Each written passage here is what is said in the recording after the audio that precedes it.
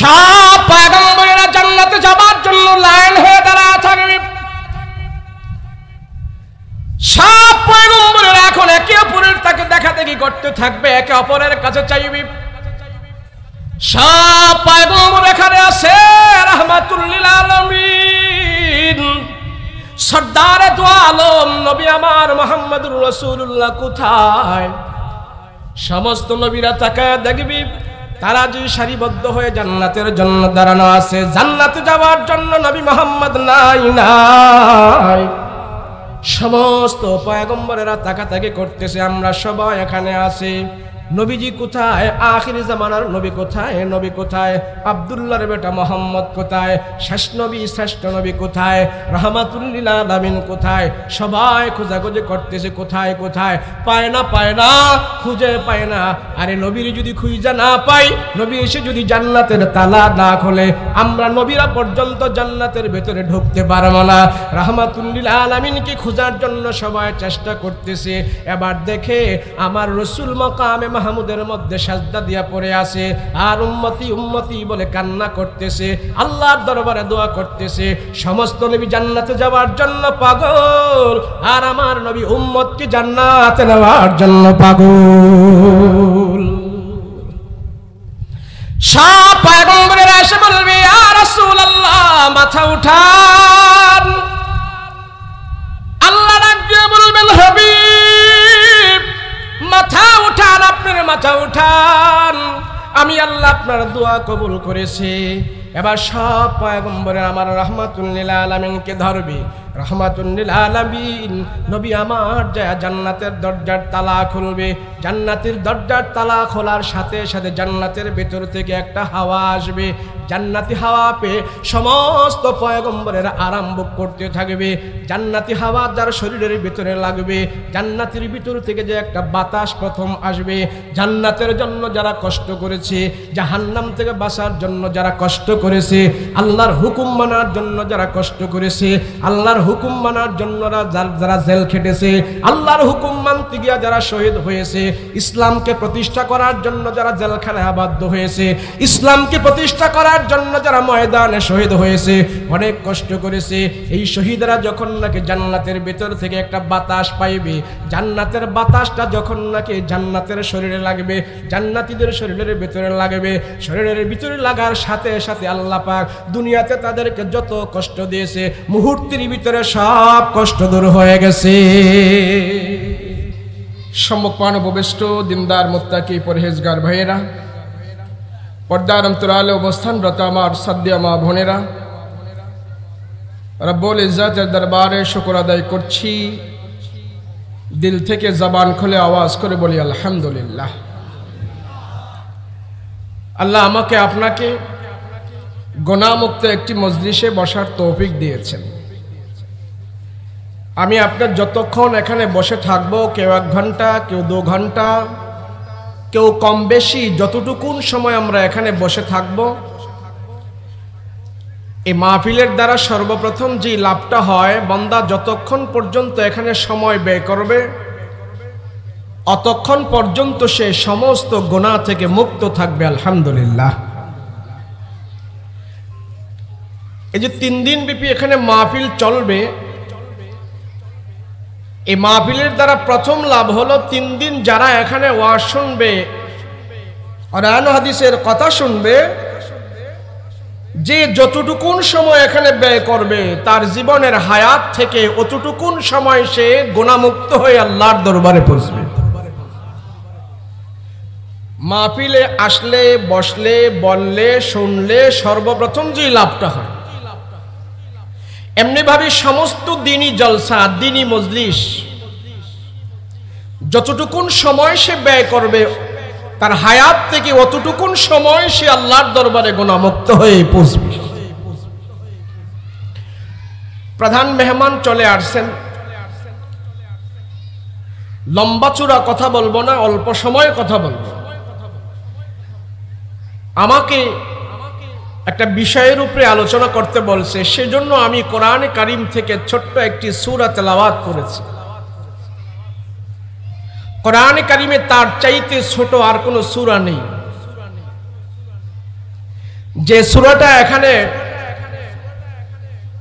উপস্থিত এবং অনুপস্থিত শ্রোতা সবাই সূরাটা পারে এবং জানে, সূরাতুল কাউসার। আয়তনের ক্ষেত্রে সূরাটা সবচেয়ে ছোট, 3 আয়াত বিশিষ্ট। কোরআনে এর চাইতে ছোট আর কোন সূরা নেই। এই 3 আয়াত বিশিষ্ট ছোট্ট এই সূরার ভিতরে আল্লাহ পাক এমন কিছু কথা বলেছেন, মুফাসসিরিনে কেরাম তার তাফসীর করেন। বড় বড় সূরার তাফসীর করতে গিয়ে তাদের যত সময় লেগেছে, এই ছোট্ট একটি সূরার তাফসীর করতে গিয়ে কোন মুফাসসিরের আরো বেশি সময় লেগেছে। কারণ কি? ছোট্ট একটি সূরা, তার ভিতরে কি এমন দিয়েছে তাদের এত সময় ব্যয় হয়েছে এই সূরার পিছনে? বলে পৃথিবীতে যত মুফাসসির আরো আসবে এবং গত হয়ে গেছে, যত মুফাসসিরিনে কেরাম এই সূরার উপরে কথা বলবে এবং কলম লিখবে, গবেষণা করবে, সমস্ত গবেষণা এবং তাদের সময় এবং তাদের চিন্তা চেতনা যা করবে এবং যা হয়েছে সব কিছু এই সূরার ভিতর থেকে তারা গবেষণা করে আমার রাসূল পাক সাল্লাল্লাহু আলাইহি ওয়াসাল্লামের শান এবং মানের উপরেই তারা আলোচনা করছে।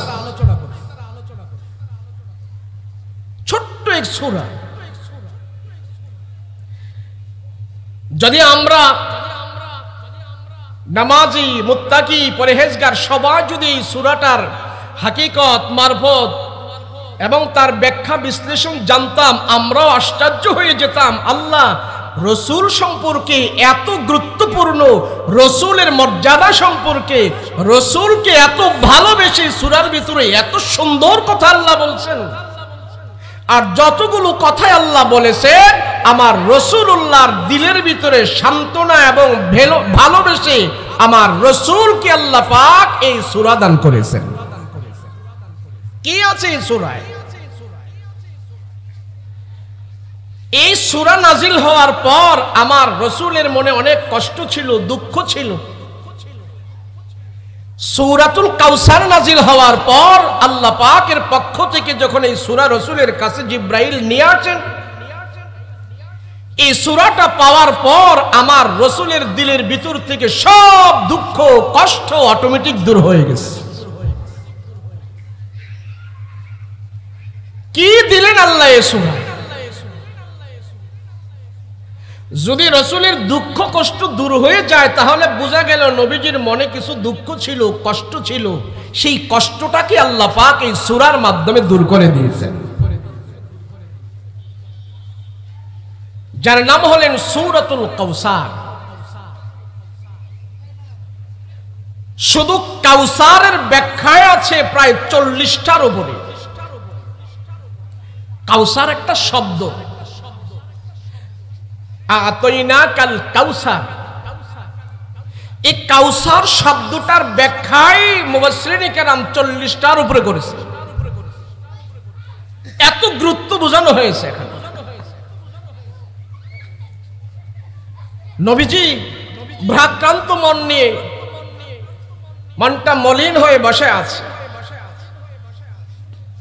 কিছুক্ষণ পরেই আমার রাসূলের চেহারা মুবারকে হাসি ফুটে উঠেছে। তো সাহাবাই কেরাম জিজ্ঞেস করলেন, ইয়া রাসূলুল্লাহ, কিছুক্ষণ আগে আপনাকে আমরা যে অবস্থায় দেখছিলাম এখন তো ওই অবস্থায় দেখি না, আপনার মনটা অনেক প্রফুল্ল। তো নবীজি এই প্রফুল্লতার কারণ কি আমরা জানতে পারি? সাহাবাই কেরামকে রাসূল বললেন, হ্যাঁ, আমার কাছে জিবরাইল আমিন এখন ছোট্ট একটি সূরা নাজিল করেছে। এই সূরা পাওয়ার পরে আমার দিলের ভিতরে আনন্দ প্রবেশ করে ফেলেছে। সূরা একদম ছোট ছোট, আয়তনের ক্ষেত্রে খুবই ছোট। ইন্না আতাইনাকাল কাউসার ফাসাল্লি লিরাব্বিকা ওয়ানহার ইন্না শানিআকা হুয়াল আবতার। জিবরাইল আমিন এসে যখন আমার পয়গম্বরকে সূরাটা তেলাওয়াত করে শোনায়, নবীজি সূরা পাওয়ার পর অনেক আনন্দ পাইলেন, নিজে নিজে তেলাওয়াত করতেছেন আর আনন্দে হাসতেছেন, মনটা প্রফুল্ল, মনের দুঃখ নাই, এখন মনটা খুব আনন্দ। রাহমাতুল লিল আলামিন বলে, ও সাহাবায়ে কেরাম, মক্কার মানুষেরা আমাকে জ্বালা যন্ত্রণা করে, মক্কার মানুষেরা আমাকে কত গালি দেয়, আবু জাহেল, উকবা, সাইবা আমার নাম ধরে ধরে তারা আমাকে ভর্ৎসনা দেয়। রাহমাতুল লিল আলামিনের আমতুলির ভিতরে কাফির মুশরিকদের কথার কারণে অনেক আঘাত পায়, নবীজি দুঃখ পায়, কোনো মানুষের কাছে বিচার দেয় না, শুধু আল্লাহর কাছে হাত উঠায়া বলে, আয় আল্লাহ, কাফেরদের জবাবে পাল্টা কোনো জবাব আমি দেই না, তাদের কথায় আমি কোনো পাল্টা কথার উত্তর দেই না, তাদের গালির জবাবে আমি কোনো পাল্টা গালিও দেই না। কিন্তু আল্লাহ আমার অন্তরের ভিতরে অনেক দুঃখ পায়, অনেক কষ্ট পায়। নবীজিকে অনেক অপবাদ দিয়েছেন কাফের মুশরিকরা, একটা অপবাদ নবীজি সবচেয়ে বেশি ব্যথা পাইছেন, সেটা হলো মানুষ বলতো মুহাম্মদ তুমি হলো আফতার, তুমি হলো লেসকাটা, তুমি হলো কুরাইশা, তোমার কোনো বংশ নাই। আমাদের সমাজেও এমন ভর্ৎসনা অনেক মানুষকে আমরা দিতে থাকি। কোন মহিলার ঘরে যদি পরপর 2টা 3টা মেয়ে সন্তান হয়, তারে আমরা ভর্ৎসনা দেই, এই মহিলার রাশি ভালো না, শুধু মেয়ে সন্তান হয়। আবার কোন কোন মহিলার ঘরে যদি সন্তান হয়ে হয়ে মৃত্যুবরণ করে, একের পর 2-3টা সন্তান মৃত্যুবরণ করে, তারেও অনেক মানুষ দেখতে পারে না, ভর্ৎসনা দেয়। আমার নবী রাহমাতুল লিল আলামিনের 1-2-3টা সন্তান, কাসেম, তাহির, ইব্রাহিম, পরিপক্ষ বয়স হওয়ার আগে তারা দুনিয়া থেকে বিদায় হয়ে গেছে। একের পর এক একটা সন্তানকে আল্লাহ পাক দুনিয়ার জমিন থেকে নিয়ে যায়। পৃথিবীর বুকে ওই বাবার মনের ভিতরে সবচেয়ে বড় কষ্ট, যে বাবা তার নিজের সন্তানকে কবরের ভিতরে নিজের হাতে রাখে, বাবার মনে সবচেয়ে বেশি কষ্ট, সবচেয়ে বেশি কষ্ট। আমার নবী রাহমাতুল লিল আলামিনের প্রিয় সন্তানগুলো নবীজি নিজের হাতে কবরস্থ করে দাফন করে। সেই জন্য নবীজির অন্তরের ভিতরে অনেক কষ্ট পায়, আর আল্লাহকে বলেন, আল্লাহ, সন্তান আপনি দুনিয়াতে আমারে দেন, আবার সন্তানগুলো আপনি দুনিয়া থেকে নিয়ে যান, এখানে ধরে রাখার মতন আমার কোনো সাধ্য নাই। তবে আল্লাহ, আমি কষ্ট পাই, সন্তানের বাবা হিসাবে আমি অনেক কষ্ট পাই, সন্তানের বাবা হিসাবে আমি অনেক কষ্ট পাই। আমার কষ্টের কথা কার কাছে বলবো? দুনিয়াতে বলার কোনো জায়গা নাই। এক তো আমার নবী সন্তান হারা, দিলের ভিতরে অনেক কষ্ট পায়। যেই বাবার সন্তান দুনিয়াতে হারানো যায়, সেই বাবা বুঝে সন্তানের জন্য যেন কত তার মায়া হয়, কত তার দুঃখ হয়। নবীজির সন্তানগুলো একের পর এক নিজের হাত দিয়ে কবরে রাখে, আর নবীজির কলিজা ফেটে যায়, কান্না করে আর মানুষের কাছে বলেন, আল্লাহর কাছে বলে। এই দুর্বলতার সুযোগ পায়া আবু জাহেল, উকবা, সাইবা সবাই তারা হাসাহাসি করে, সবাই তারা মিটিং করে আর বলে, ও মক্কার জনগণেরা শোনো, মুহাম্মদকে নিয়ে আমাদের কোনো টেনশন করার দরকার নাই, মুহাম্মদকে নিয়ে আমাদের কোনো মাথা ঘামানোর কোনো দরকার নাই। মুহাম্মদ দুনিয়া থেকে বিদায় হয়ে যাবে, মুহাম্মদের ইসলাম দুনিয়া থেকে বিদায় হয়ে যাবে, মুহাম্মদ দুনিয়া থেকে শেষ হয়ে যাবে, মুহাম্মদের দাওয়াতের কাজ বন্ধ হয়ে যাবে, মুহাম্মদ দুনিয়া থেকে বিদায় হয়ে যাবে, মুহাম্মদের ইসলাম দুনিয়া থেকে শেষ হয়ে যাবে। কেননা মুহাম্মদের সম্পদ নাকি কুরআন, মুহাম্মদের সম্পদ নাকি দ্বীন আল ইসলাম। মুহাম্মদের যেহেতু ছেলে সন্তান নাই, মুহাম্মদের যেহেতু কোনো বংশপরা তার থেকে বের হবে না, মুহাম্মদ বিদায় হবে, মুহাম্মদের দুনিয়ার সব ধন সম্পদ বিদায় হবে, ইসলাম বিদায় হয়ে যাবে। অতএব মুহাম্মদকে নিয়ে আমরা এত টেনশনের কোনো কারণ নাই, আমরা সবাই এখন শান্ত মেজাজে থাকি। পর পর মুহাম্মাদের সন্তানগুলো বিদায় হয়ে যাইতেছে। মুহাম্মদ যখন দুনিয়া থেকে বিদায় হয়ে যাবে, অটোমেটিক মুহাম্মাদের ইসলামও বিদায় হয়ে যাবে। কেননা মুহাম্মদ হলো আফতার, মুহাম্মদ হলো লেসকাটা, মুহাম্মদ হলো কুরাইশা, মুহাম্মদ হলো খারাপ মানুষ। তার রাশি ভালো না, তার ফল ভালো না, তার শেষ ভালো না। সন্তান হয়ে হয়ে দুনিয়া থেকে বিদায় হয়ে যাইতেছে। আর এই কথা বলে বলে কাফের মুশরিকরা যখন নাকি আমার পয়গম্বরকে তুহমত দিতেছে, নবীজির চোখের পানি টপ টপ করে পড়া আরম্ভ করে দিয়েছে। আয় আল্লাহ, আমার সন্তান দুনিয়া থেকে বিদায় হয়ে যায়, এই দুঃখ আমি দুনিয়ার কোনো মানুষের কাছে বলতে পারি না। আবার কাফের মুশরিকরা আমাকে বলে আফতার, আমাকে বলে লেসকাটা, তারা আমাকে অপবাদ দেয়। কই যাব করে দেখাবো, মনের দুঃখ দুর্দশা করে দেখাবো, আমি বলতে পারি না। এমন কথা ভেবে ভেবে যখন নাকি আমার পয়গম্বর একবার কাতর হয়ে আসে, আল্লাহ ডাক দিয়া কয়, ও পয়গম্বর, দুনিয়ার মানুষ আপনারে কষ্ট দেয় না, শুধু আপনারে কষ্ট দেয় না, আপনারে একটা গালি দিলে আপনার চাইতে আমি আল্লাহ সবচেয়ে বেশি কষ্ট পাই। আপনারে একটা কটু বাক্যে কথা বললে আমি আল্লাহ সবচেয়ে বেশি কষ্ট পাই। আপনাকে নিয়ে তুহমত করলে আমি আল্লাহ সবচেয়ে বেশি কষ্ট পাই।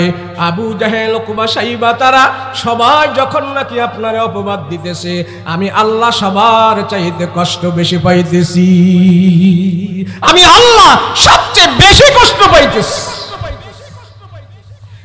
ও রাহমাতুল লিল আলামিন, ও পয়গম্বর, পৃথিবীর সব মাখলুকাত থেকে আমি আল্লাহ আমার হাবিবকে আমি সবচেয়ে বেশি ভালোবাসি। আমার হাবিবকে আমি সবচেয়ে বেশি পছন্দ করি, সবচেয়ে বেশি মহব্বত করি। আমার মহব্বতের হাবিবকে, আমার পয়গম্বরকে কাফেররা কষ্ট দিবে, আর আমি আল্লাহ এখানে চুপ থাকবো না? না, হতে পারে না। এই কাফের মুশরিকদের মাঝে আমি আমার পয়গম্বরের শান মান আমি ধরে তুলতে চাই। আমার নবীজির মনের দুঃখ কষ্ট আমি আল্লাহ নিজে দূর করে দিতে চাই। রাহমাতুল লিল আলামিন, আমি আল্লাহ সবচেয়ে বেশি ভালো জানি। আপনার সন্তানগুলো বেঁচে থাকলে আপনার ভালো হবে না খারাপ হবে, আমি আল্লাহ এটা সবচেয়ে ভালো জানি। আমি আল্লাহ ভালো বেশি জানি, সেই জন্য আমি আল্লাহ আপনার সন্তানগুলাকে দুনিয়া থেকে নিয়ে যাই। আমি আল্লাহ সবচেয়ে ভালো জানি। হয়তো সাময়িকের জন্য আপনার মনে কোনো দুঃখ কষ্ট থাকে, আমি আল্লাহ কষ্ট দূর করার জন্য আপনার কাছে আমি একটা সূরা পাঠাইলাম। হে জিবরাইল, যাও আমার পয়গম্বরের কাছে যায় 3 আয়াত বিশিষ্ট সূরাটা তুমি তেলাওয়াত করতে থাকো।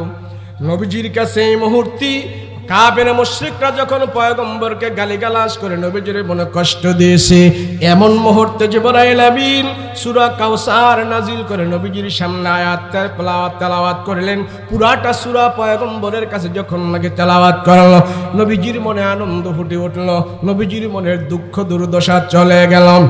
আল্লাহ ডাক দিয়া কয়, পয়গম্বর, সন্তান আমি নিয়ে গেলাম আপনার কাছ থেকে 3জন সন্তান নিয়া আপনার মনের দুঃখ দুর্দশা আমি দূর করে দিলাম সূরাতুল কাউসার আপনাকে দিয়া। তাহলে কি আছে এর ভিতরে? রসুলের সন্তান আল্লাহ নিয়ে আবার রসুলকে বলতেছে আপনার দিলের যন্ত্রণা দুঃখ দূর করে দিতেছি আমি এই সূরা কাউসার দিয়ে। তাহলে রসুলের সন্তানের চাইতেও আরো প্রিয় জিনিস আল্লাহ এই সূরার ভিতরে দান করেছেন। সুবহানাল্লাহ, কি আছে?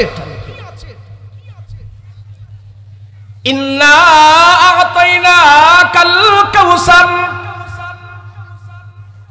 মুফাসসিরিন কেরাম বলেন কাউসার শব্দের অর্থ হলো 40টার উপরে, মোটামুটি চারটা ব্যাখ্যা সব তাফসীরওয়ালায় 4টা ব্যাখ্যা করেছেন। কাউসারের ব্যাখ্যা 4টা ব্যাখ্যা করেছেন সব তাফসীরওয়ালায়। 1 নম্বরে হলো হাউজে কাউসার, 1 নম্বরে হলো হাউজে কাউসার। 2 নম্বরে হলো এই জামানায় আর পর জামানায় যত নবী আসছে আমাদের নবী থেকে নিয়ে যত নবী দুনিয়াতে আসছে সমস্ত নবীর উম্মত যত যা হবে আমার নবীর উম্মত হাসরের ময়দানে সবচেয়ে বেশি হবে। কাউসারের 2 নম্বর ব্যাখ্যা হলো নবীর উম্মত বেশি হবে। 3 নম্বরের ব্যাখ্যা হলো উম্মতের উলামায়ে কেরামকে আল্লাহ পাক নবীজির রূহানি সন্তান বানায়া দিয়েছে। 4 নম্বরের ব্যাখ্যা হলো ওগো নবীজি আমি আল্লাহ আপনার সন্তান হারায়া আপনি আপনার সন্তান হারায়া যে মনের ভিতরে দুঃখ পাইছেন সেই দুঃখ দূর করার জন্য আমি আপনার সম্মান বাড়ায়া দিয়েছি। আমি আল্লাহ খুশি হইয়া ওই 8টা জান্নাতের দরজার যত চাবি আছে সমস্ত চাবিগুলো আপনার হাতে দান করে দিব। সন্তান নিয়ে গেলেন 3 জন, আর আল্লাহ খুশি হয়ে সন্তান নেওয়ার বিনিময়ে যে জিনিসগুলো দিয়েছেন অত্যন্ত দামি জিনিস। রাহমাতুল লিল আলামিন আপনাকে আমি হাউজে কাউসার আমার পক্ষ থেকে আপনার জন্য আসছে হাউজে কাউসার। 2 নম্বর হলো উম্মতের উলামায়ে কেরাম আপনার রূহানি সন্তান।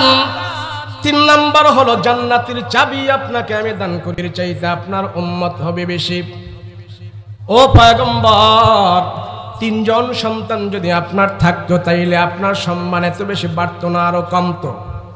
কেননা দুনিয়ার একটা প্রথা আছে মুফাসসিরিন কেরাম লেখেন পীরের ছেলে পীর হয়, রাজার ছেলে রাজা হয়, পীরের ছেলে পীর হয়।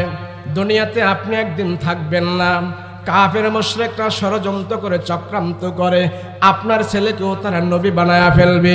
সেই জন্য কোনো মানুষ যেন কিয়ামতের আগ পর্যন্ত আপনার সন্তানদেরকে নবী না বানাইতে পারে আমি আল্লাহ পরিপক্ক বয়স হওয়ার আগে আগে দুনিয়া থেকে আমরা নিয়ে যাই। আমি আল্লাহ আপনার সন্তানগুলোকে নিয়ে গেছি। সন্তান 3 জন নেওয়ার পর আমি আল্লাহ কিয়ামত পর্যন্ত যত মুফাসসির, যত মুফতি, যত মুহাক্কিক, যত আলেম, যত টুপিওয়ালা হবে, যত ইমাম হবে, যত খতিব হবে সমস্ত আলেমদেরকে আমি আল্লাহ তাআলা আপনার রূহানি সন্তান বানায়া দিলাম। 3 জন থাকলে ভালো হতো নাকি এখন হাজার আলেম ওলামাদেরকে রাসূলের রূহানি সন্তান বানানোর কারণে ভালো হয়েছে? কথা বলেন ঠিক কিনা? কেন উম্মতের উলামায়ে কেরাম রাসূলের রূহানি সন্তান যে আলেম দাবি করবে, যে মুহাদ্দিস দাবি করবে, যে মুফতি দাবি করবে, যে মসজিদের খতিব হবে, যে ইমাম হবে, সবচেয়ে আগে তার পরিচয় হলো আমি মুহাম্মদুর রাসূলুল্লাহর রূহানি সন্তান। সেই জন্য আলেম ওলামাদের সামনে রাসূলের বিরুদ্ধে কোনো কথা বললে, রাসূলকে নিয়ে কোনো ব্যঙ্গাত্মক করলে ব্যবসায়ীর আগে, মাস্টারের আগে, সবার আগে আলেম ওলামায়ে রাস্তাঘাটে নেমে তারা রাসূলুল্লাহর শান মান ইজ্জত রাখার জন্য তারা মিছিল বের করে ফেলে। কথা বলেন ঠিক কিনা? যদি নিজের জন্য বলে সেটা না হয় আমরা বুঝতাম, কিন্তু কোন আলেম রাসূলুল্লাহর পক্ষে কথা বলতে গিয়ে যদি জেলখানায় আবদ্ধ হয়ে থাকে আমরা বলবো সে হক্কানি আলেম, সে রাসূলের জন্য জেলে গিয়েছে। কথা বলেন ঠিক কিনা? তো সন্তান কি 3 জন বানাইলে থাকলে ভালো হইতো নাকি এখন লক্ষ লক্ষ আলেমদেরকে যে আল্লাহ সন্তান বানাইছে এটা ভালো হয়েছে? আমরা তো দেখি রাজার ছেলে রাজা হয়, যোগ্যতা না থাকলেও রাজার ছেলে রাজা, পড়াশোনা না থাকলে কোরআন হাদিস না জানা থাকলেও পীরের ছেলে পীর হয়ে যায়। তো দুনিয়ার যে ষড়যন্ত্র চক্রান্ত, এই ষড়যন্ত্র চক্রান্তর ভিতরে নবীর ছেলেরাও তো ইহুদিরা কাফেররা ষড়যন্ত্র করে নবী বানায় ফেলবে। কথা বলেন ঠিক কিনা?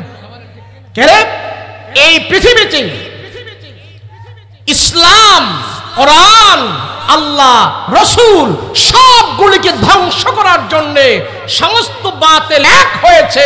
এটা এখনো হয়েছে, আগেও হয়েছে, পরেও হবে। কিন্তু কশিন কালেও বাতিলরা যত এক হবে তাদের শক্তি পরিপূর্ণ নয়, ইমানদারের শক্তি শেষ পর্যন্ত লাস্টিং করবে। কেন আমাদের এই যে মুখ আছে না, সবার সাথে মুখ আছে না, 3 দিক দিয়ে দাঁত, এক দিক দিয়ে শুধু খোলা, আর এই 3 দিক দিয়ে দাঁত এক দিক দিয়ে খোলা। এই দাঁতের এত পাওয়ার, আর ভিতরে হলো নরম তরল একটি জিহ্বা।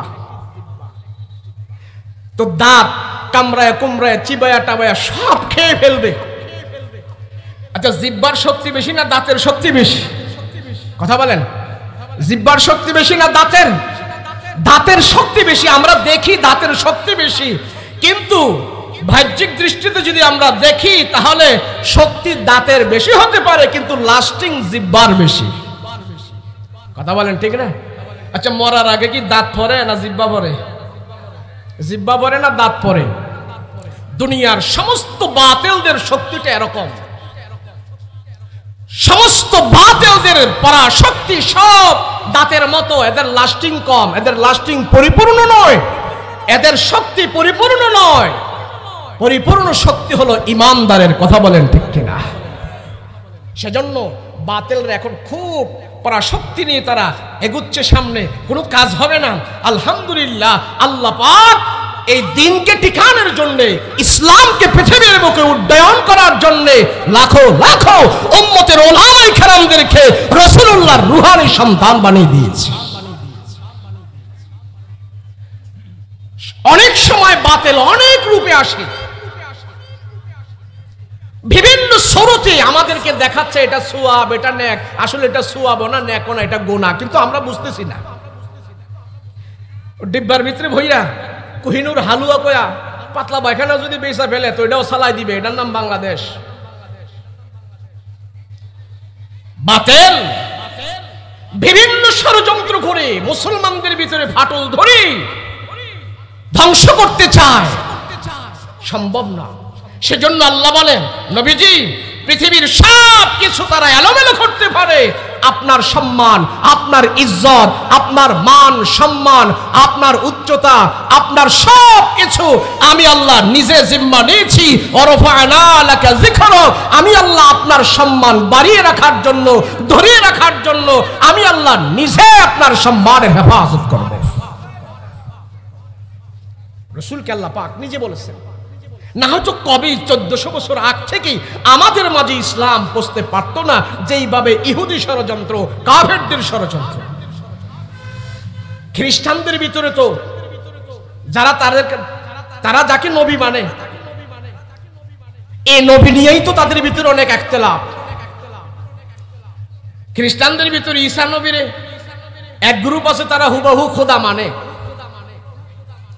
আরেক গ্রুপ আছে ঈসা নবীকে খোদার পুত্র মানে,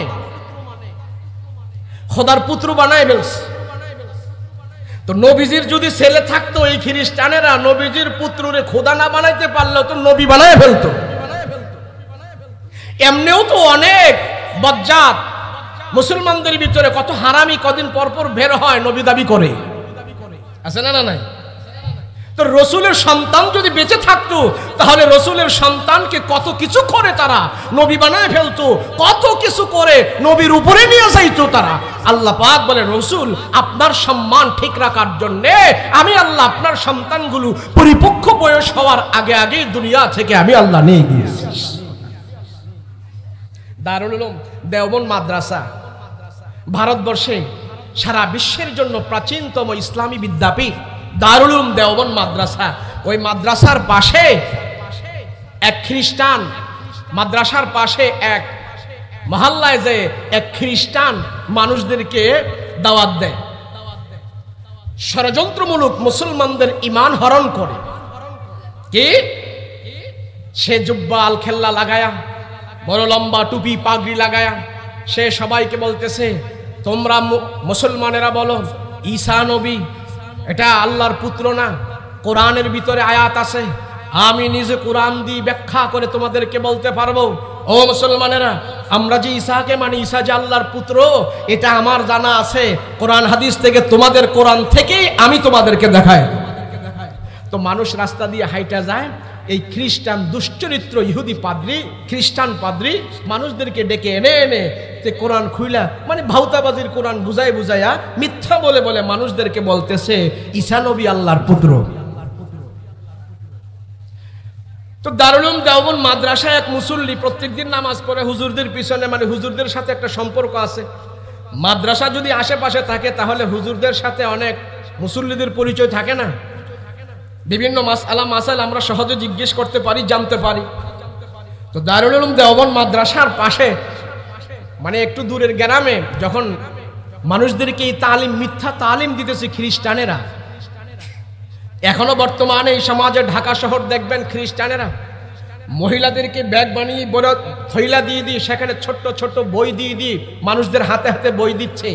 ইসুফ নবীর বই দিচ্ছে, ঈসা নবীর বই দিচ্ছে, ইব্রাহিম নবীর বই দিচ্ছে। ওই বইগুলোর ভিতরে সুন্দর সুন্দর কথা আছে, কিন্তু মাঝখানে এমন এমন কিছু কথা তারা লেখা রাখছে, এই কথাটা পড়ে যদি আমি আপনি আমল করি আমার মুসলমানিত্বই থাকবে না। এইভাবে বাংলাদেশের আনাচে খানাচে খ্রিস্টানেরা অনেক ষড়যন্ত্র করতেছে। খ্রিস্টানদের মিশনারি স্কুল কলেজ তারা এভাবে খুলে খুলে তালিম দিচ্ছে এ দেশ বাংলাদেশের ভিতরে। তাদের টার্গেট এই বাংলাদেশ একদিন খ্রিস্টান ধর্ম দিয়ে পুরা দেশ তারা পরিচালনা করবে। তো দারুল উলুম দেওবন্দ মাদ্রাসার পাশে যে বসে বসে মানুষদেরকে মিথ্যা তালিম দিচ্ছেন, তো একদিন দারুল উলুম দেওবন্দ মাদ্রাসার এক মুসল্লি, গ্রাম্য সাধারণ মানুষ মাদ্রাসায় যে নামাজ পড়ে, উনি এই রাস্তা দিয়ে যাচ্ছে। তো কিছু লোক তারা ডাইকে আনলো, আসো আমাদের এখানে বড় হুজুর আছে, কোরআন দিয়ে উনি আমাদেরকে বুঝাইছে ঈসা নবী যেন আল্লাহর পুত্র। এই লোক তো শুনে আশ্চর্য হয়ে গেল, ব্যাপার কি? আমরা সারা বছর হুজুরদের থেকে শুনছি আল্লাহর কোনো পুত্র নাই, আল্লাহ কোনো বিয়া শাদী করে নাই, লয় নাই, ক্ষয় নাই, আল্লাহ কারো থেকে জন্ম নেয় না, জন্ম দেয় না। এখন এখানে এরম বড় হুজুর আইছে খ্রিস্টান পাদ্রী, সে বলতেছে আল্লাহর পুত্র আছে। আরে কয় কি? এখন এই কৃষক মানুষ কিন্তু নিয়মিত মাদ্রাসার মুসল্লি, উনি যখন আসছে, আসার পরে ওনারে ধরে আনছে, ওনারে বলতেছে হ্যাঁ আপনারে তো খুব ধার্মিক দেখা যায়, আপনি বুঝলে বুঝাইলে আপনি বুঝবেন ঈসা নবী যেন আল্লাহর পুত্র, আমরা যেন ঈসা নবীকে আল্লাহর পুত্র মানি, তাইলে আপনারা এটা বিশ্বাস করেন না কেন? কোরআন থেকেই দেখাবো। তো ওই কৃষক চিন্তা করলো এটার ভাবসাব দেখে বুঝে ফেলছি আসলে এটা 1 নাম্বার হুজুর না, 2 নাম্বার সিটার। তো উনি বললো ঠিক আছে, ঈসা নবী যেন আল্লাহর পুত্র কোরআন হাদিস দিয়ে আপনি আমার পরে বুঝান, আগে যুক্তির আলোকে কিছু কথা কন। বলে কি? আচ্ছা আমি মানলাম ঈসা নবী আল্লাহর পুত্র। বলে হ্যাঁ। তাহলে তো পুত্র হইলে মায়ের ঘর থেকে জন্ম হইয়া দুনিয়াতে আসছে। বলে হ্যাঁ। তাহলে মা থাকলে তো বাপ হইব। কলে হ্যাঁ। বাপ মা থাকলে তো তাদের একদিন বিয়া শাদী হয়েছে। বলে হ্যাঁ। বিয়া শাদী হইলে তো পরিপক্ক একটা বয়স লাগে। বলে হ্যাঁ। তাহলে বয়স যদি হয়ে থাকে, আল্লাহর পুত্র যদি ঈসা নবী হয়ে থাকে, তাহলে ঈসা নবীর বয়স কত? কৃষক মানুষ জিজ্ঞেস করছে কারে? খ্রিস্টান পাদ্রী রে, ঈসা নবীর বয়স কত? তো পাদ্রী কয় ধইরা নাও কোটি কোটি কোটি বছর। আচ্ছা ধইরা নিলাম কোটি কোটি বছর, তাইলে আল্লাহ যে বিয়া করছে বিয়ার বয়স কত? ধইরা নাও আল্লাহ যে বিয়া করছে বিয়ার বয়সও কোটি কোটি বছর। তো 1 কোটি বছর বিয়া কইরা আল্লাহ বাচ্চা জন্ম দিছে কয়টা? কয় একটা, ঈসা নবী। কত রে বেরিঙ্গা মার্কা আল্লাহ রে আমার মানার দরকার নাই, আমি যে আল্লাহ মানি ওই আল্লাহর কোনো বাচ্চা নাই, লয় নাই, ক্ষয় নাই, কারোতে জন্ম নেয় নাই। তোর আল্লাহ কোটি কোটি বছর হায়াত পায়া সন্তান জন্ম দিছে মাত্র একজন। আরে আমি কৃষক মানুষ, আমার বয়স 60 বছর, আমারও তো সন্তান আছে 12টা। আমরা হুজুররা বলছি আল্লাহর কুল হুয়াল্লাহু আহাদ আল্লাহুস সামাদ লাম ইয়ালিদ ওয়া লাম ইউলাদ ওয়া লাম ইয়াকুল লাহু কুফুয়ান আহাদ। আল্লাহর কোনো জন্ম নাই, ছেলে নাই, মেয়ে নাই, লয় নাই, ক্ষয় নাই, কারো থেকে জন্ম হয় না, কারোরে জন্ম দেয় না। আর তুমি বলতেছো ঈসা নবী আল্লাহরে আল্লাহর পুত্র। এই 1 পুত্র জন্ম দিছে, কোটি কোটি বছর হায়াত পায়া এমন দুর্বল খোদারে আমি মানি না। কথা বলেন ঠিক কিনা? এটা কেন পাইলো? এই কথার উত্তরটা এই কৃষক কেন দিতে পারলো? আলেম ওলামাদের সাথে উঠা বসা করতো। দেখেন না, আমরা অনেক সময় হুজুরদেরকে পাইলে মাসালা টাসালা জিজ্ঞেস করি না? কিন্তু আমরা তো কাজের মাসালা জিজ্ঞেস করি না, কাজের মাসালা জিজ্ঞেস করি। খালি হুজুরের পাইলে বলি হুজুর একটা প্রশ্ন করতাম, অনেক দিন ধরে মনে জাগ্রত হয়ে রয়েছে, প্রশ্নটা করতাম হুজুর, করমুনি? বলে করেন। আচ্ছা মুসা নবীর নানির বয়স কত হুজুর? আচ্ছা হুজুরে মুসা নবীর নানির বয়স, এটা কি নানির বয়স কি দিছে? এখন হুজুরে কি করবো যে এটা তো ইতিহাসে না, এটা তো পাই নাই, হ্যাঁ তো আমার আটকানের লাগে না এমন করছে। তো হুজুরকে আচ্ছা বুঝলাম ঈসা নবীর আরে মুসা নবীর নানির বয়স আমি 5 মিনিট পরে কমো, তোরে 5 মিনিট টাইম দিলাম, তুই ক তোর বাপের নানির বয়স কত? তুমি যদি তোমার নানির বয়স না জানো তাহলে মুসা নবীর নানির বয়স জানার কি দরকার আছে? কথা বলেন না। আল্লাহকে এটা জিজ্ঞেস করবে। আলেম ওলামা পাইলে আপনারা ওযুর মাসালা জিজ্ঞেস করবেন, গুমানের দোয়া জিজ্ঞেস করবেন, রসুলের একটা সুন্নত জিজ্ঞেস করবেন। একটা সুন্নত মেনে যদি আপনারা চলেন তো একটা সুন্নত এই জমানায় যারা মানবে 100 শহীদের সওয়াব আল্লাহ তারে দান করবে। সেজন্য উলামায়ে কেরামদেরকে আল্লাহ আমার রাসূল পাক সাল্লাল্লাহু আলাইহি ওয়াসাল্লামের রূহানি সন্তান বানিয়েছেন। সন্তান নিয়ে গেছে রাসূলের 3 জন, আর রাসূলের সন্তান লক্ষ লক্ষ উলামায়ে কেরামকে আল্লাহ পাক কবুল করেছেন। না হয় হুজুরা জান দেওয়ার জন্য তো কি প্রস্তুত, আরামে খাইবো চলবো চাকরি বাকরি করব, নবীজির জন্য তার ময়দানে বের হয়ে যায়, আন্দোলন করে, মিছিল করে। এটা অনেক লোকে পছন্দ করে না। যারা জেনারেল শিক্ষিত আছে অনেকজনে বলে ইসলামের হেফাজত তো আল্লাহই করবে, হুজুরা কেন দৌড়ায় যায়? আরে গাদা, ইসলাম মিঠাইয়া দেয় তো আমি হুজুর ইসলাম পামো করতে, গাদা দা তুইও তো পাইতি না। সেজন্য ইসলামের শত্রু যারা আছে তাদের মোকাবেলা করার জন্য প্রয়োজনে ময়দানে শহীদ হতে হবে। ওইটাও আমার রাসূলুল্লাহর সবচেয়ে বড় সুন্নাত। আল্লাহ পাক ডাক দিয়া বলে, পয়গম্বর আমার সন্তান আমি নিয়ে গেলাম 3 জন, আপনার সন্তান বানায় দিলাম লক্ষ লক্ষ উলামায়ে কেরাম। নবীজি আপনার মনে কোনো দুঃখ থাকবে না, আপনার মনে কোনো কষ্ট থাকবে না। আপনার সব দুঃখ কষ্ট আমি দূর করার জন্য আমি কাসেম তাহের ইব্রাহিমকে দুনিয়া থেকে নিয়ে গেলাম। আবার জান্নাতের ভিতরে তাদেরকে আপনার সামনে আমি পদার্পণ করব, তাদেরকে নিয়ে আপনি আনন্দ করবেন। আপনার সম্মান ইজ্জত দুনিয়াতে ধরে রাখার জন্য আমি আপনার সন্তানগুলো নিয়ে গেলাম। যে কাফের মুশরিকরা বলেছিল ইসলাম থাকবে না, কোরআন থাকবে না, দুনিয়াতে মুহাম্মাদের কোনো ধর্ম থাকবে না, মুহাম্মাদের চেষ্টা সব ব্যর্থ যাবে, বৃথা যাবে, আমি আল্লাহ ওয়াদা করলাম ওই কাফের মুশরিকদের সমস্ত চেষ্টা ব্যর্থ হয়ে যাবে। আপনার কার্যকলাপ, আপনার চিন্তাধারা, আপনার কষ্ট, সব মেহনত আমি কিয়ামত পর্যন্ত ধরে রাখার জন্য আমি উম্মতের এক জাত উলামায়ে কেরাম আমি আল্লাহ কবুল করে নিলাম, আমি আল্লাহ কবুল করে নিয়েছি। আল্লাহ পাক রব্বুল আলামিন বলে, ইয়া রাসূলুল্লাহ, ইয়া হাবিবাল্লাহ, সন্তান আমি নিয়ে গেছি আর আপনাকে কাউসার আমি দিয়েছি। এই কাউসার কেমন দামে জানেন নে গো পয়গম্বর? হাসরের ময়দানে আপনি উম্মতের জন্য পাগল পারা থাকবেন, দুনিয়াতেও আপনি উম্মতের জন্য পাগল, হাসরের ময়দানেও আপনি উম্মতের জন্য পাগল হয়ে থাকবেন। ও পয়গম্বর, হাসরের ময়দানে আপনাকে প্রফুল্ল রাখার জন্য শয়তান আপনাকে হাসরের ময়দানে আপনার উম্মতের সুপারিশ করার জন্য, উম্মতের জন্য যে আপনি এত মহব্বত, এত মায়া, এত দয়া, সেই জন্য আমি আল্লাহ কাউসার আপনাকে আমি দান করলাম। রাহমাতুল লিল আলামিন হাসরের ময়দানে এভাবে বাধা হয়ে দাঁড়াইবে। একদল জাহান্নামীদেরকে জাহান্নামের দিকে নিয়ে যাইতে থাকবে, জাহান্নামের ফেরেশতারা জাহান্নামীদেরকে নিয়ে যাইতে থাকবে। রাহমাতুল লিল আলামিন তাদের সামনে বাধা হয়ে দাঁড়াইবেন। আল্লাহর নবী ডাক দিয়ে বলে, জাহান্নামের ফেরেশতারা কোথায় নিয়ে যাও? এটা তো আমার উম্মত, এটা তো আমার উম্মত, তোমরা কোথায় নিয়ে যাও? বলে, তার নেকের পাল্লা হালকা, বদের পাল্লাটা ভারী, তার জন্য হয়ে গেল জাহান্নামী। আমরা জাহান্নাম থেকে আসছি, তারে জাহান্নামে নেওয়ার জন্য আমরা রওনা হয়ে গেছে। লা ইয়াসুনাল্লাহ মা আমারহুম, কারো কথা শুনবো না, কারো কথা শুনবো না, কারো আওয়াজ আমরা শুনবো না, আমরা তাকে জাহান্নামের দিকে নিয়ে যাইব। আল্লাহ পাক সেদিন ডাক দিয়া বলবে, এ ফেরেশতারা থাম, আমার রাসূল তার উম্মতের জন্য কি করতে চায় তোমরা একটু শোনো। সবাই নবীজির সামনে এইভাবে দাঁড়াইবে, সাহাবাই সবাই নবীজির সামনে এইভাবে দাঁড়াইবে। আল্লাহর রাসূল সাল্লাল্লাহু আলাইহি ওয়াসাল্লাম দাঁড় করায়া বলবেন, এই বান্দাকে তুমি জাহান্নামে নিয়ে যাচ্ছ, আমার সামনে তার নেকের পাল্লা, বদের পাল্লা তোমরা ওজন করো। সব উম্মতদেরকে জাহান্নামী বান্দাদেরকে নেকের পাল্লা, বদের পাল্লা ওজন করা হবে। ওজন করার পর এবারও তাদের জাহান্নামের পাল্লাটা ভারী হয়ে যাবে, জান্নাতের পাল্লাটা হালকা হয়ে যাবে।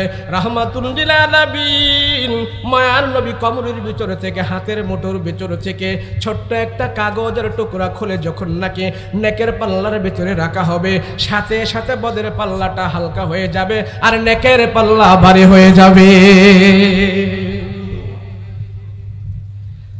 সুখান সুখান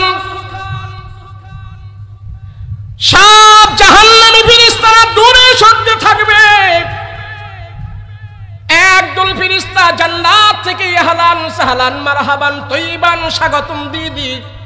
এই লোকগুলো কি জান্নাতে নেওয়ার জন্য আসবে। এবার জান্নাতের ফেরেশতারা যখন নাকি তাদেরকে জান্নাতের দিকে যে রওনা করবে, আল্লাহর নবী রাহমাতুল লিল আলামিন জান্নাতে নেওয়ার জন্য বলবে নিয়ে যাও, আল্লাহ বলবে নিয়ে যাও। আশিক রাসূল যারা হবে, পয়গম্বরের মহব্বত যাদের ভিতরে থাকবে, ছোটখাটো ভুলের কারণে তারা যখন নাকি জাহান্নামী হবে, নবীজির সামনে যা বাধা হয়ে দাঁড়াইবে, জাহান্নাম থেকে নাম কাইটা দেবে। রাহমাতুল লিল আলামিন বলবে নিয়ে যাও, আল্লাহ বলবে তাদেরকে জান্নাতে নিয়ে যাও। নবীর সে আশিক উম্মত গুলো জান্নাতের দিকে রওনা দিবে না, তারা থাইমা থাকবে আর নবীজির দিকে বারবার তাকাইতে থাকবে। একটা উম্মত সেদিন একটা উম্মত সেদিন চিৎকার মেরে মেরে বলতে থাকবেন, ও আল্লাহ, কোন আমলের বিনিময়ে, কিসের বিনিময়ে আমরা জান্নাতে গেলাম? আমাদের জন্য জাহান্নামের ফেরেশতারা আমাদের কাছে আসছে, জাহান্নামে নেওয়ার জন্য আমাদেরকে তারা রেডি হয়ে গেল। এমন বিপদের মুহূর্তে নবীজি এসে আমাদেরকে জান্নাতের মেহমান বানাইলো। কোন আমলের বিনিময়ে, কিসের বিনিময়ে আমরা না জানা পর্যন্ত জান্নাতের দিকে আর একটা কদমও বাড়বো না। কোন আমলের বিনিময়? ফেরেশতাদের ভেতর থেকে জবাব আসবে, কঠিন মুহূর্তে রাহমাতুল লিল আলামিন দয়ার নবী, দুনিয়াতে তোমাদের জন্য পয়গম্বর এত পাগল ছিলেন, এত দয়া ছিল, এত মায়া ছিল, আজকে নবীজি তোমাদের জন্য দয়া মায়া নিয়ে তোমাদের সামনে দাঁড়িয়েছে। জানো রে উম্মত, কেন আমি পয়গম্বর তোমার জন্য এত দয়া এত মায়া? আমি নবীজি তোমাদের জন্য দুনিয়াতেও সব সময় দোয়া করেছি, তোমাদের জন্য সব সময় আমি দোয়া করেছি তোমরা যেন জান্নাতে যাও, আমার একটা উম্মত যেন জাহান্নামে না যায়। নবীজি সব সময় দোয়া করেছেন। আল্লাহর নবী সেদিন হাসরের ময়দানে দাঁড়ায় থাকবে, উম্মতগুলো জান্নাতের দিকে যাবে না, জাহান্নাম থেকে বাঁচায়া যাদেরকে জান্নাতের দিকে নেওয়ার জন্য আল্লাহ পারমিশন দেবে, উম্মতগুলো দাঁড়ায় থাকবে। পয়গম্বর, আমরা কোন আমলের বিনিময়ে, কিসের বিনিময়ে জান্নাতের মেহমান হলাম না জানা পর্যন্ত সময় লড়ব না, না জানা পর্যন্ত এক কদম আমরা সামনে বাড়ব না। আল্লাহর নবীর কথার জবাবে সেদিন উম্মতের কথার জবাবে আল্লাহ পাকের নবী সেদিন বলতে থাকবে, আমি দেখেছি তোমরা হালাল ইনকাম করেছো, হালাল ইনকামের পরে আল্লাহর ফরজিয়াত তোমরা আদায় করেছো, ফরজিয়াত আদায় করার পরে যেইটুকুন সময় তোমরা পেয়েছো, যেইটুকুন সময় পাওয়ার পর তোমরা শাস্ত্রলে আড্ডা দাও নাই, গপ্প গোজরে আড্ডা দাও নাই, আমার রসুলের ছোট ছোট সুন্নত গুলো মানতা, সময় পেলে তোমরা আমার উপরে দরুদ পড়তা, ছোট্ট দরুদ পড়তা, সাল্লাল্লাহু আলাইহি ওয়াসাল্লাম, আল্লাহুম্মা সাল্লি আলা সাইয়্যিদিনা মুহাম্মদ। এতটুক দরুদ যখন তোমরা পড়তা, আমি পয়গম্বর তোমাদের দুরুদের হাদিয়াগুলো আমার নোট করে রেখে দিয়েছে, তোমার বিপদের দিনে কাজে লাগার জন্য আমি এটা নোট করে রেখে দিয়েছে। ফাঁকে ফাঁকে সময় আমার শানে, আমার নামে যে দুরুদ তোমরা তেলাওয়াত করতা, ওই দুরুদের আমলগুলো আজকে তোমাদের নেকের পাল্লায় আমি নবী জমা দিয়ে দিয়েছি। আল্লাহর নবী রাহমাতুল লিল আলামিন বলে, হাসরের ময়দানে আমার উম্মতের গুনাহ প্রচন্ড হয়ে যাবে। আমার রাসূলুল্লাহর প্রেম আর ভালোবাসা থাকার পরেও মানুষটা জাহান্নামে যদি হয়ে যায়, ওই ভালোবাসা, প্রেম আর মহব্বত সুন্নত থাকার বিনিময়ে আমি রাসূল তাকে ধরে হাউজে কাউসারের পানি পান করাবো। এই কাউসার আল্লাহ পাক আমার রাসূলকে দান করেছেন। সাথে সাথে কাউসারের পানি পান করার পর এই মানুষটার জীবনের কোনো দুঃখ থাকবে না, জাহান্নাম থেকে নাম কেটে ফেলবে। সাথে সাথে হাউজে কাউসারের পানি পান করার পর আল্লাহর নবীর এই উম্মতকে জাহান্নাম থেকে নাম কাইটা আল্লাহ জান্নাতের মেহমান বানায়া দেবে। এই জন্য নবীজি কাউসার পাওয়ার পর মনে আনন্দ পাইলেন, এই জন্য নবীজি কাউসার পাওয়ার পর দিলের ভিতরে আনন্দ পাইলেন। এই কাউসার দিয়ে হাসরের ময়দানে আমার উম্মতের বিপদের দিনে আমি পয়গম্বর আমার উম্মতকে জাহান্নামের আগুন থেকে বাঁচাতে পারবো। এর জন্য আল্লাহ বলেন, রাসূল আপনার আমি কাউসার দিলাম, এই কাউসার পাওয়ার পর আপনার রাসূল তারপরেও মনে দুঃখ থাকবে না? আপনার সন্তানের চাইতে, আপনার বাবার থেকে, আপনার দেশ থেকে, সব কিছুর থেকে নবীজি আমি জানি সন্তানের প্রতি আপনার, উম্মতের প্রতি আপনার সবচেয়ে বেশি মহব্বত। সন্তানের প্রতি এত মহব্বত নয়, উম্মতের কথা চিন্তা করে আমি আল্লাহ আপনার কাউসার দান করে দিয়েছি। এবার আল্লাহ ডাক দিয়া বলবেন, হাবিব আমার, এই কাউসার পাওয়ার পরে আপনার মনে কোনো দুঃখ থাকতে পারবে না। আমি আল্লাহ নিজে আপনাকে কাউসার দান করেছি। মুফাসসিরিনে কেরাম বলেন, এই কাউসারের আরেকটা ব্যাখ্যা হতে পারে, সেটা হলো আল্লাহ পাক খুশি হইয়া আমার নবীকে জান্নাতের চাবি দান করেছেন। জান্নাতের চাবি নবীজির হাতে আল্লাহ দান করেছে। জান্নাতের চাবি নিয়া আমার পয়গম্বর হাসরের ময়দানে হিসাব কিতাবের পরে সমস্ত পয়গম্বরেরা জান্নাতের ভিতরে ঢুকতে থাকবে। আব্দুল গাউস কুতুব পীর মাশায়েখ সবাই জান্নাতের ভিতরে ঢুকতে থাকবে। কিন্তু বিশ্বনবী রাহমাতুল লিল আলামিন নবী যতক্ষণ পর্যন্ত জান্নাতের দরজার তালা না খুলবে, অতক্ষণ পর্যন্ত কোনো পয়গম্বর পর্যন্ত জান্নাতের ভিতরে ঢুকতে পারবে না। নবীজি, জান্নাত আমি এমন মনোরম মনোমুগ্ধকর পরিবেশে আমি আল্লাহ তৈরি করেছি, না কোনো চক্ষু এমন দৃশ্য দেখেছে, না কোনো কান এমন জিনিসের কথা শুনেছে। এত সুন্দর করে আমি আল্লাহ জান্নাত সাজিয়েছি।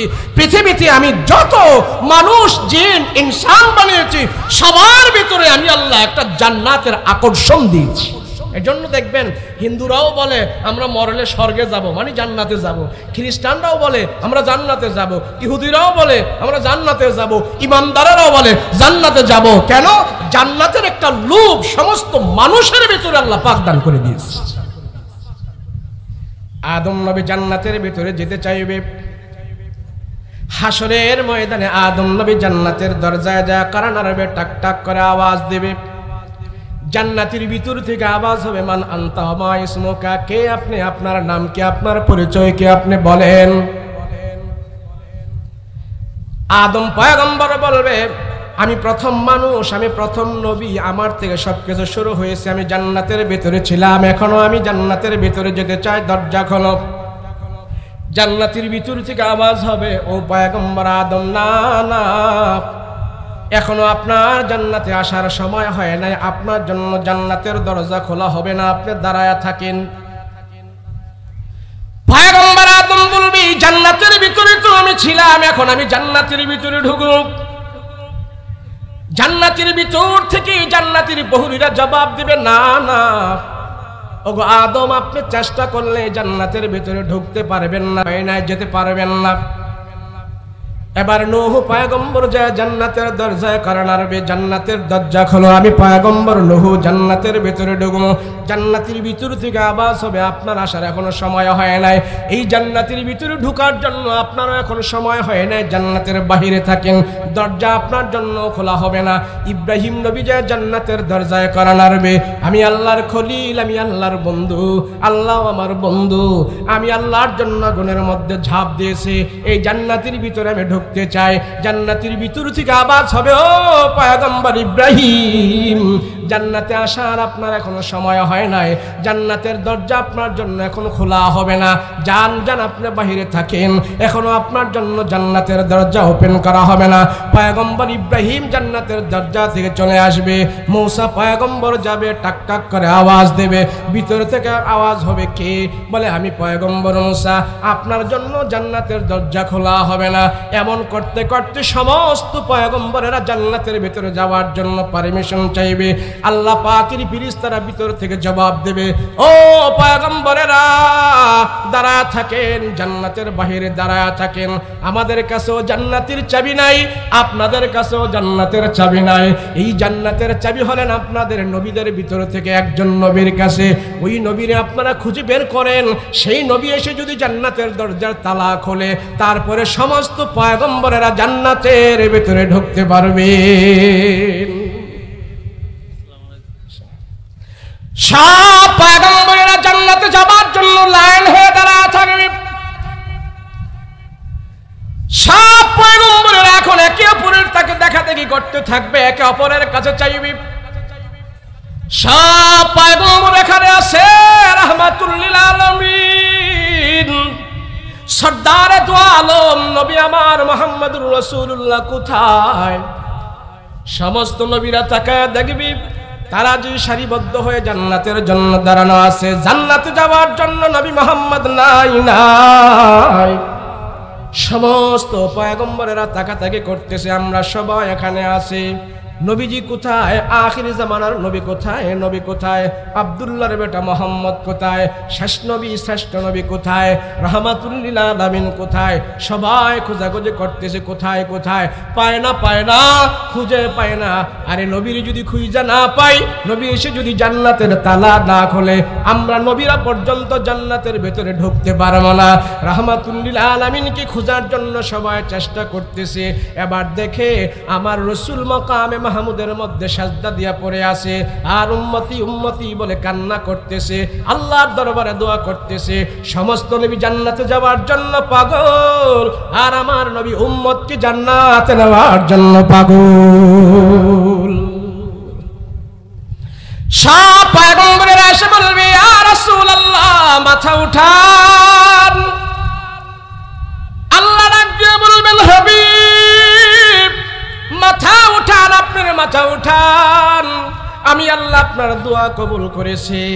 এবার সব পয়গম্বরের আমার রাহমাতুল লিল আলামিনকে ধরবে।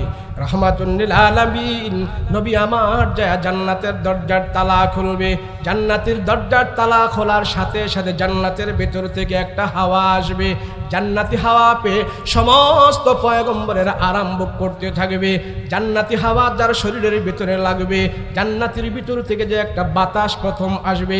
জান্নাতের জন্য যারা কষ্ট করেছে, জাহান্নাম থেকে বাঁচার জন্য যারা কষ্ট করেছে, আল্লাহর হুকুম মানার জন্য যারা কষ্ট করেছে, আল্লাহর হুকুম মানার জন্য যারা জেল খেটেছে, আল্লাহর হুকুম মানতে গিয়া যারা শহীদ হয়েছে, ইসলামকে প্রতিষ্ঠা করার জন্য যারা জেলখানায় আবদ্ধ হয়েছে, ইসলামকে প্রতিষ্ঠা করার জন্য যারা ময়দানে শহীদ হয়েছে, অনেক কষ্ট করেছে, এই শহীদরা যখন নাকি জান্নাতের ভেতর থেকে একটা বাতাস পাইবে, জান্নাতের বাতাসটা যখন নাকি জান্নাতের শরীরে লাগবে, জান্নাতীদের শরীরের ভিতরে লাগবে, শরীরের ভিতরে লাগার সাথে সাথে আল্লাহ পাক দুনিয়াতে তাদেরকে যত কষ্ট দিয়েছে, মুহূর্তের ভিতরে সব কষ্ট দূর হয়ে গেছে। যখন জান্নাতের ভিতরে মানুষকে দেওয়া হবে, এই মানুষটাকে কর্তন করে তার জবাই করব, তার সামনে তার মৃত্যুটাকে। আমাকে আপনাকে যেদিন আল্লাহ জান্নাত দেবে, মুমিনকে যখন জান্নাত দেবে, জান্নাতের গেটে মুমিনের মৃত্যুটাকে জবাই করে দেওয়া হবে। জবাই করে জান্নাতীকে বলবো, ও জান্নাতী, তোমার মরণ জান্নাতে ঢুকার আগেই ক্যান্সেল করে দেওয়া হয়েছে, কর্তন করে দেওয়া হয়েছে, আর তোমার মরণ হবে না। এখন তোমাকে জান্নাতে ঢুকানো হবে, কোনো কষ্ট হবে না, দুঃখ হবে না, দুর্দশা হবে না, হায়াত কমবেও না, হায়াত বাড়বেও না। আমি আল্লাহ তোমাকে জান্নাতের ভিতরে 33 বছরের হায়াত দিয়া, ইউসুফ নবীর সৌন্দর্য দিয়া, আমি আল্লাহ আবাদুল আবাদ হায়াত দিয়া তোমার জান্নাতের ভিতরে ঢুকাই দিয়েছি। রাসূল বলেন, সেই জান্নাতে যাওয়ার জন্য যত পরিমাণ যে কষ্ট করবে, আল্লাহর হুকুম মানবে, জান্নাত তার জন্য তত আগায়া কাছে চলে আসবে।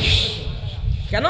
সমস্ত নবীদেরকে আল্লাহ পাক জান্নাতের প্রথম মেহমান বানাইবেন, প্রধান মেহমান বানাইবেন, আর সমস্ত নবীদেরকে আল্লাহ সবচেয়ে বেশি কষ্ট দুনিয়াতে দিয়েছেন। আসাদুন নাস বালাউল আম্বিয়া। সেজন্য রাসূল বলেন, যত অত্যাচার, যত কষ্ট, যত নির্যাতন আমাকে করেছে, আমি আল্লাহর কাছে সুপর্দ করে দিয়েছি, কারোর জন্য আমি প্রতিশোধ দেব না। আমি দুঃখ দুর্দশা সব মাথায় নিয়ে আমি কাফেরদের মোকাবেলা করেছি।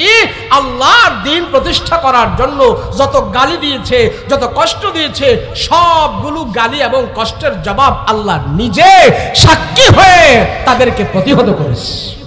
সেজন্য আল্লাহ সূরা কাউসার নাজিল করে জানাই দিলেন, হাবিব, জান্নাতের চাবি আপনাকে আমি দান করে দিয়েছি। সুবহানাল্লাহ। তাহলে রাসূলের সম্মান কম হলে জান্নাতের চাবি পাইলেন না, বেশি থাকার কারণে পাইলেন। রাসূল বলেন, যারা আমার সত্যিকারী আশিক হবে, আমি রাসূল শুধু আখিরাতে নয়, মিজানে নয়, ফুলসিরাতে নয়, আরে সত্যিকারী আশিক রাসূল যে হবে, আমি রাসূল দুনিয়াতেই স্বপ্নের মাধ্যমে আমি তার সাথে সাক্ষাৎ করে ফেলব। এখনো, এটা আগের না, 1400 বছর আগের না, এখনো যারা রাসূলুল্লাহ সাল্লাল্লাহু আলাইহি ওয়াসাল্লামের সত্যিকারী আশিক, 24 ঘন্টার ভিতরে রাসূলের তরিকা ছাড়া সে কোনো কিছু করে না। রাসূল বলেন, মৃত্যুর আগে আমি তার প্রেম ভালোবাসা মহব্বতের কারণে আমি রসুল রওজা শরীফে যদি সে যে আমার রওজায় সালাম দেয়, আমি রসুল তার জন্য পবিত্র সালামের উত্তর না দিয়ে থাকতে পারি না। রসুল বলেন মান রাআনি ফিল মানামি ফাকাদ রাআনি, যে আমাকে স্বপ্নে দেখে। আমরা অনেক স্বপ্ন দেখি না, আজেবাজে স্বপ্ন দেখি, অমুকের স্বপ্ন দেখি, তুমুকের স্বপ্ন দেখি, এটা মিথ্যাও হতে পারে, কিন্তু যে রসুলকে স্বপ্নে দেখবে, রসুল বলেন সত্যিকারই সে আমাকে স্বপ্নে দেখে। রসুলের সুরত দূরে পৃথিবীর বুকে কোনো মানুষকে আল্লাহ কোনো উম্মতকে স্বপ্নে দেখাইতে পারে না। রসুলরে যারা স্বপ্নে দেখে তারা রসুলকেই দেখবে। রসুলের সুরত ধরে নবীজির আকৃতি ধারণ করে পৃথিবীর কোন মানুষকে কোন পীর বুজুর্গ অলি আব্দুল বুজুর্গকে আল্লাহ স্বপ্নে দেখাইবে না। কেন? রাসূলুল্লাহর সুরত স্বপ্নের মাধ্যমে ধরাও আল্লাহ নিষেধ করে দিয়েছে। তো রাসূল বলেন মান রাআনি ফিল মানামি ফাকাদ রাআনি, যারা আমাকে স্বপ্নে দেখবে তারা আমাকেই দেখবে, আর কাউকে দেখতে পাবে না। কিন্তু রাসূলকে স্বপ্নে দেখার জন্য, রাসূলুল্লাহর আশিক হওয়ার জন্য কোনো বয়স লাগে না। 18 বছর হলেও, 10 বছর হলেও, তার উপরে ইসলামের রাসূলুল্লাহর ভালোবাসা সবকিছু বিদ্যমান পাওয়ার পর সে যেই কোনো বয়সের হলেও আল্লাহর রাসূল স্বপ্নের মাধ্যমে তার সাথে সাক্ষাৎ করে ফেলবে।